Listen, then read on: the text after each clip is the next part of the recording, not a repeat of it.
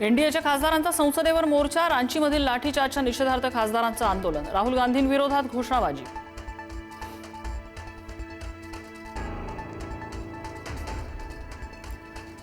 झारखंडमध्ये सुरू असलेल्या विद्यार्थी आंदोलनाच्या समर्थनार्थ भाजपकडून बंदची हाक, भाजप पदाधिकारी आणि पोलिसांमध्ये वाद, एबीव्हीपीच्या विद्यार्थ्यांनी सुद्धा रस्त्यावर उतरून केला निषेध।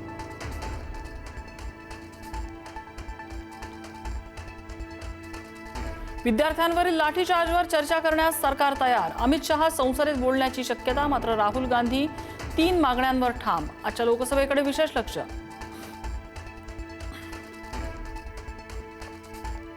उपमुख्यमंत्री शिंदेंनी बोलावली आपल्या मंत्र्यांची बैठक, मंत्र्यांच्या विभागांचा घेणार आढावा। बैठकीवरून ठरणार मंत्र्यांचं प्रगती पुस्तक, नापास मंत्र्यांना दाखवला जाणार मंत्रिमंडळाबाहेरचा रस्ता।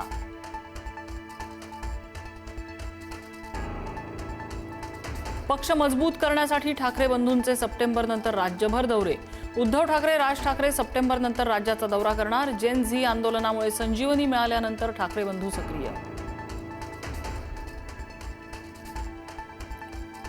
मराठा आरक्षण उपसमितीची आज सह्याद्री अतिथीगृहावर बैठक, मनोज जरांगेंच्या उपोषणाच्या पार्श्वभूमीवर बैठकीचं आयोजन। मराठा समाजाला देण्यात आलेल्या सुविधा आणि योजनांचा घेतला जाणार आढावा।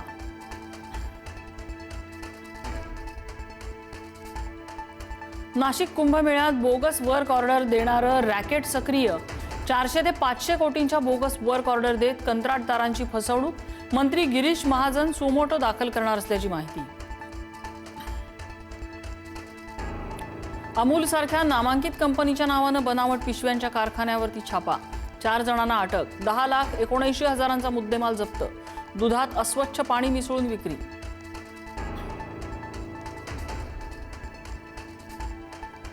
पुणे सातारा महामार्गावर शिरवळमध्ये भीषण अपघात, भरधाव कार आयशर ट्रकला धडकली, मावळ तळेगावच्या 4 तरुणांचा मृत्यू, 2 जण गंभीर।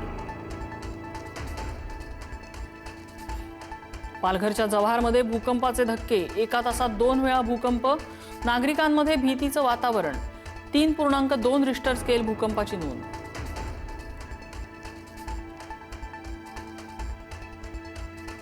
उत्तराखंडमधील चामोली जिल्ह्यामध्ये पुराचं थैमान, तमक नाल्यावर उभारलेला पूल गेला वाहून, बुलडोझर आणि काही वाहनं सुद्धा वाहून गेली, नागरिकांना सावध राहण्याचं आवाहन।